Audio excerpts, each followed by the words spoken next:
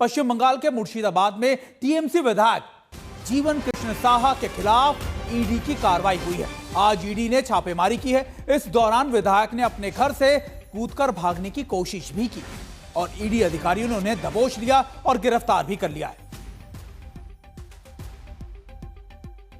और देखिए, हम आपको तस्वीरें दिखा रहे हैं कि ईडी जब लगातार इनको गिरफ्तार करके ले जा रही थी टीएमसी के विधायक को, ये उस समय की तस्वीरें हैं। घर से कूदकर भागते हुए दिखे ये विधायक। ईडी ने इन्हें शिक्षा भर्ती घोटाले के मामले में गिरफ्तार किया है। इस मामले की जांच ईडी के साथ साथ सीबीआई भी कर रही है और घर से कूदकर भागते हुए विधायक को धर दबोचा गया ईडी के द्वारा। जीवन कृष्ण जो चोर है, उनका आचरण से ही प्रमाण हो गया। इसके पहले भी वो ऐसे किए थे, तो एक करने का तृणमूल कांग्रेस का उचित था उनको पार्टी से निकाल देना, लेकिन तृणमूल कांग्रेस नहीं किए। किसको निकालेंगे? सारे तो चोर है, ऊपर से नीचे तक सारे चोर है। जो निकालेंगे वो भी चोर है, तो किसको निकालेंगे? तो इससे स्पष्ट होता है ये लोग कितना दुर्नीति किया। और ये लोग जो शिक्षा क्षेत्रों में भी इन लोग बड़ा घोटाला किया, तो इसका स्पष्टीकरण फिर एक बार हो गया।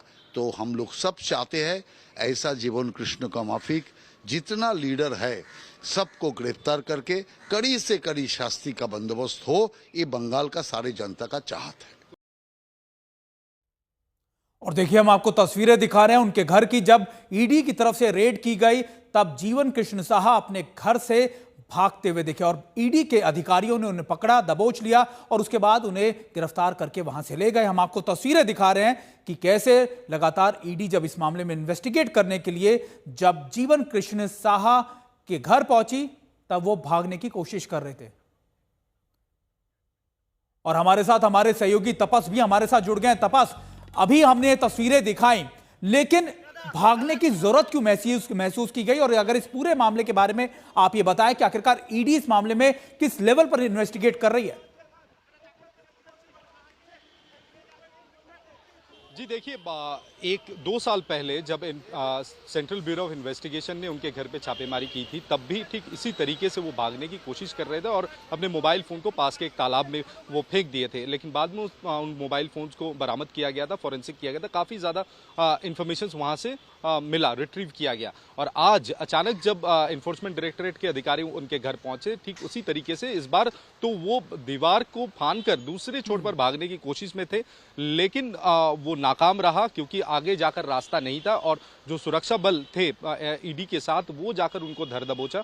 फिर उन्हें अपने कमरे में लेकर आया गया और उसके बाद उनसे पूछताछ की गई और ये कहा जा रहा है कि वो कोऑपरेट नहीं कर रहे थे और इसी वजह से उन्हें हिरासत में लिया गया और उन्हें कोलकाता लेकर लाया जा रहा है। तमाम जो मामला है ये शिक्षक भर्ती घोटाले को लेकर है। पहले सीबीआई ने जांच किया था, उसके बाद तकरीबन 1 साल तक जीवन कृष्ण साहा वो जेल के अंदर बंद थे और उसके बाद उन्हें बेल पे रिहा किया गया। और इन्फोर्समेंट डायरेक्टरेट जो मनी ट्रेल है, जो पैसों का लेन देन है, उसकी जांच पड़ताल में उतरी है और जो पीएमएलए के तहत ये पूरा जो इन्वेस्टिगेशन है, जो तहकीकात है, वो किया जा रहा है।